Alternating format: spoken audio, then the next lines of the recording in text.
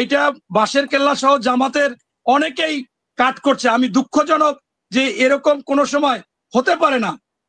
এইটা একটা ইসলামিক দলের লোক, তারা যদি এইটা করে তাইলে অনুরোধ করে কেউ শেয়ার করে ছেড়েছে। আমি বলেছি কয় ভাই আপনি তাহলে পুরোটা দেন, আমি পুরোটা দিছি, তারপরে তারা ডিলিট করে নাই। কারণ তাদের এইটা আমাকে ছোট করতেই হবে, বিএনপির বদনাম করতে। আমাকে অনেকে ফোন করে বলে আপনি একজন কেন্দ্রীয় নেতা, জাতীয় পর্যায়ের নেতা, আপনি এটা কিভাবে বলেন? আরে ভাই আমি তো আবু তাহেরের চাইতে 10 গুণ ছোট নেতা, তা আমি বলবো উনি বলবে আর আমি বলবো না, এটা তো হয় না। আমার সেই আবু তাহেরের বক্তব্যটা, আমার বক্তব্যটা এবং এই আপনার এই বাঁশের কেল্লা তারা যেটা দিছে, এইটা আমি আপনার মাধ্যমে আপনার কাছে সবিনয় অনুরোধ একটু দেখাবেন বড় করে।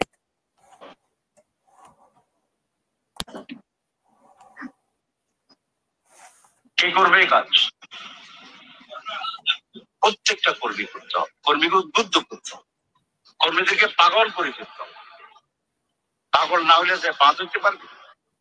আমি যে আসলে বলি, আমি প্র্যাকটিস করি আমার, আমি নিজে হাঁটু দিয়ে ধরি, একজন বসে রয়েছে যাইয়া হাঁটুতে হাত দিয়ে কথা বলি, অসুবিধা হয়? কি অসুবিধা?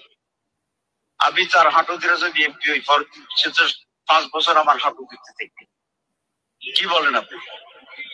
আমি একবার দিলাম, হ্যাঁ 5 বছর দেখবো, লাভ কার? আমি সে আমার হাঁটু ধরুন।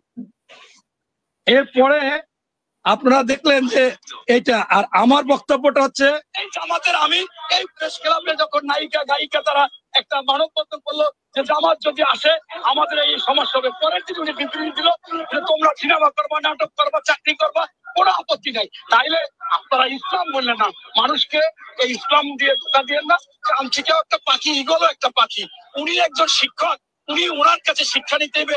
আরে ভাই আপনার তো একটা ক্লাস আমি দেখেছি ভাইরাল হয়েছে, আপনি সেই ক্লাসে আপনার যারা নির্বাচন পরিচালনা করবে জামাতের কর্মী সভায় আপনি বলেছেন এই আমার আসনের কর্মীরা তোমাদেরকে স্পষ্ট ভাবে বলতেছি, এই নির্বাচনের আগে জনগণের ঠ্যাং ধরবা। এই ঠ্যাং ধরলে কোনো খারাপ কিছু না, তুমি ঠ্যাং ধরবা একদিন, আমরা নির্বাচিত হলে আমাদের ঠ্যাং ধরবে 5 বছর। যে একটা নিকৃষ্ট মনের ট্রেনিং উনি যে শিক্ষকতা করেছে, মানে সোজা বাংলায় আমরা গ্রামগঞ্জে বলি ভোটের আগে ভোটারের পাও ধরো, এরপর আমাদের পাও ধরবে। কেন পাও ধরবে? তুমি পাও ধরো, তুমি নেতৃত্ব নিবা, কিন্তু তুমি তো তখন তাদের অধিকার দেবা, তাকে টাকা পয়সা দাওনি। এখন আপনার হচ্ছে যে এইটার কাট করে আপনার আমার এই বক্তব্যটা কাট করে দেখাইছে, সেটাও আমি আপনাকে দেখাচ্ছি যে সেইটা বাঁশের কেল্লা সহ জামাতের অনেকেই কাট করছে। আমি দুঃখজনক যে এরকম কোন সময় হতে পারে না। এইটা একটা ইসলামিক দলের লোক, তারা যদি এইটা করে তাইলে অন্যরা কি করবে, এবং অনেকে এটা ছেড়েছে। তাই আমি আমার বক্তব্য যেটা তারা আবার কাট করে করেছে। আসনের কর্মীরা তোমাদেরকে স্পষ্ট ভাবে বলতেছি, এই নির্বাচনের আগে জনগণের ঠ্যাং ধরবা। এই ঠ্যাং ধরলে কোনো খারাপ কিছু না, তুমি ঠ্যাং ধরবা একদিন, আমরা নির্বাচিত হলে আমাদের ঠ্যাং ধরবে 5 বছর। এই 8 সেকেন্ডের বক্তব্য কেটে তারা এইটাকে ভাইরাল করেছে।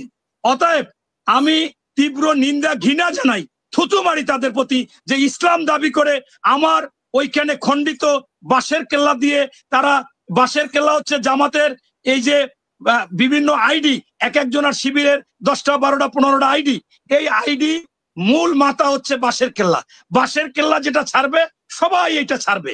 এখন এইগুলা ছেড়ে আমাকে এখানে বুঝাইতে চাচ্ছে যে আমি আমার আসনে যাইয়া আমার কর্মীদেরকে এটা বলছি। কত খারাপ!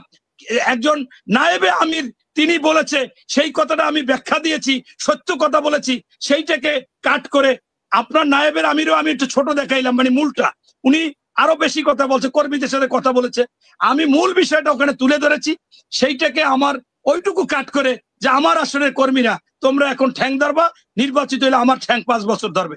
এই 8 সেকেন্ড ধইরা এইটাকে ভাইরাল করতেছে। এটা কি অবস্থা, আমার অবাক লাগে। এবং আমার এলাকার ছেলেরাও সেটাকে কেউ ডাউনলোড করে কেউ শেয়ার করে ছেড়েছে। আমি বলেছি কয় ভাই আপনি তাহলে পুরোটা দেন, আমি পুরোটা দিছি, তারপরে তারা ডিলিট করে নাই। কারণ তাদের এইটা আমাকে ছোট করতেই হবে, বিএনপির বদনাম করতেই হবে।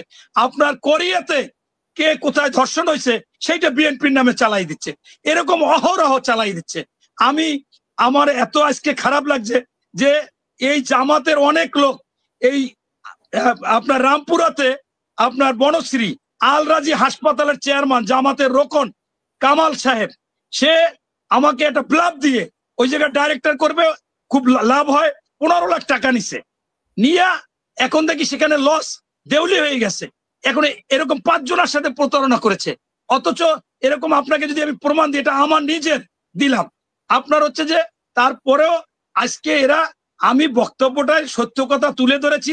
হয়তোবা আমার একটু খারাপ লেগেছে যে আমাদের স্থায়ী কমিটির মেম্বার উনি নেক্সট হয়তোবা ইনশাল্লাহ আমাদের মহাসচিব হতে পারেন, এবং উনি একজন আমাদের এই বিএনপি নির্যাতিত নেতা।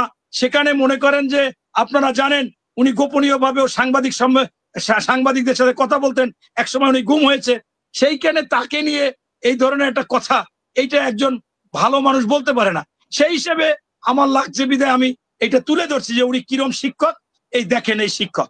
এখন সেই জন্য আমার এটা কাট করে করবে এবং ভাইরাল করবে, সেই জন্য আমি নিজে দুঃখিত, লজ্জিত যে এরকম একটা ইসলামিক দল, যাদেরকে 91 সালে আমি তাদের নির্বাচন করেছি, আমাদের কেন্দ্র থেকে বলেছে নৌকা ঠেকাও, আমাদের বীর মুক্তিযোদ্ধা সাব সেক্টর কমান্ডার, বিএনপি নির্বাহী কমিটির সদস্য তালুকদার শামসুর রহমান, জেলা বিএনপি সাধারণ সম্পাদক, সে বসে এই জামাতকে আমরা নির্বাচিত করেছি।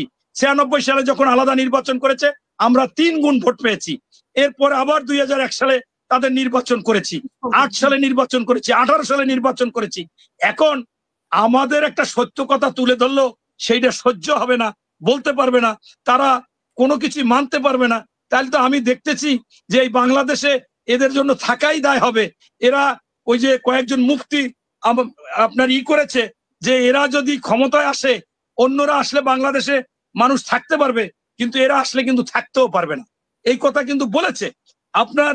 সেইটাই তো আমি মনে করি যে আজকে কিভাবে, এবং এইটা না আমাকে আগেও 2-1টা করেছে, আমি মনে করছি যে এটা স্বাভাবিক, হয়তোবা কিছু মনে করিনি, কিন্তু এখন দেখি যে তারা ইচ্ছা মতো করেই যাচ্ছে, যেটা অত্যন্ত দুঃখজনক।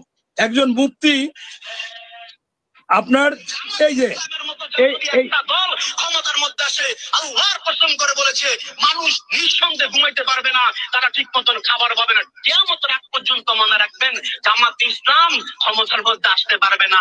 মাওলানা বাসারী সাহেব বলেছিলেন নীল নদের পানি যেমন নীল নয়, জামাত ইসলাম কোন দল হতে পারে না। ইসলামের জন্য শত্রু থাকলে একটা দল হতে পারে, কারণ তারা আমেরিকার এজেন্ট এই দেশের মধ্যে বাস্তবায়ন করতে চাচ্ছে। বিএনপির সাথে মাঝখান দিয়ে লাগছে। এখন মূল কথা হচ্ছে কি, এইটাই ভাইরাল করেছে, হয়তোবা জামাতের যারা জানে না তারা আপনাকে কমেন্টস করছে, শুনতে চাইছে যে আমি এইটা বলেছি। আসলে এখন যারা আপনাকে কমেন্টস করেছিল, এখন বরঞ্চ তারা বোঝা উচিত। আপনাদের জামাতকে বলি, আপনারা তো ভাই আমাদের সাথে একসাথে ছিলেন, আমারও তো লজ্জা লাগে, কিন্তু যখন আপনারা বলেন তখন পরে বলি। আমি আপনাদের জামাতের প্রত্যেক ভাইকে, শিবিরের প্রত্যেক ভাইয়ের প্রতি অনুরোধ রাখবো, আমার বক্তব্য আগে হয়েছে না জামাত বক্তব্য দিয়েছে তার প্রতি আমি পরবর্তীতে বলেছি, সেটার এগেনস্টে বলেছি, যে এইটা বলছে তার যুক্তিতে বলেছি, সেইটা আপনারা বিবেচনা করবেন। তখন আপনাদের যদি সত্যিকার অর্থে আপনারা ইসলামিক দল হয়ে থাকেন, আপনাদের তখন আপনারা বুঝবেন বা বলবেন যে আপনার নেতা কেন এটা বলছেন। এই জন্য তো আমি কি আবু তাহের সাহেবের চাইতে বড় না ছোট? ছোট। এখন ওই বড় নেতা বলছে, তাহলে আমি বললে অপরাধ কি?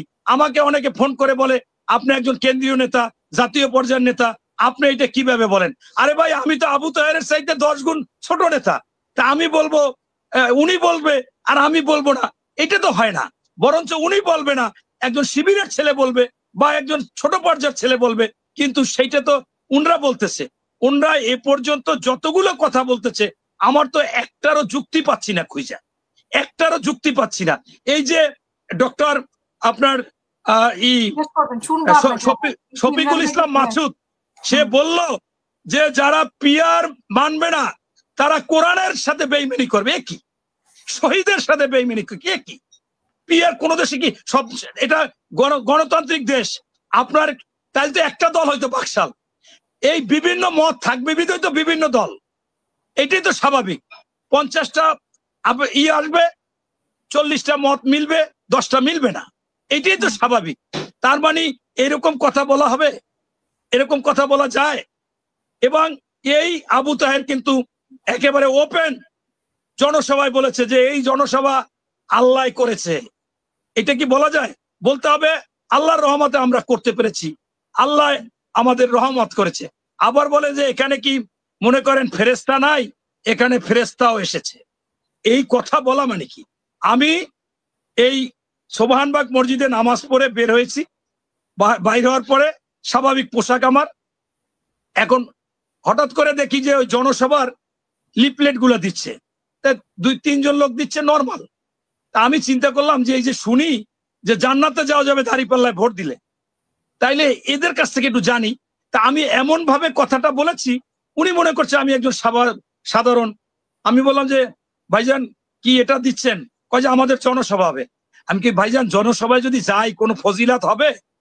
শুনি অনেকে কথা বলে আপনাদের ফজিলাত, অনেকে বলে যে আপনাদের সাথে কাজ করলে আল্লাহ তাআলা নাজাত দেবে। তা বলে যে ইনশাল্লাহ জান্নাতে চলে যাবেন। তা আমি বললাম ওই জনসভায় গেলেই জান্নাতে? কয় ইনশাল্লাহ। তা আমি বললাম মাশাল্লাহ, ভালো, তাহলে তো আপনাদের ভোট দিলে আরো কিছু হবে। এই যে কথাগুলো কিন্তু অসত্য না, কথাগুলো কিন্তু কোনো সময় অসত্য না। আপনার এরপরে এই কথাগুলো যখনই আমরা বলবো তর্কের, তোমরা ভাই কিছু বললো না, আমরাও কিছু বলবো না। তুমি পিয়ার শিক্ষা দিতে আসবা সালাউদ্দিন সাহেব। জি, ধন্যবাদ।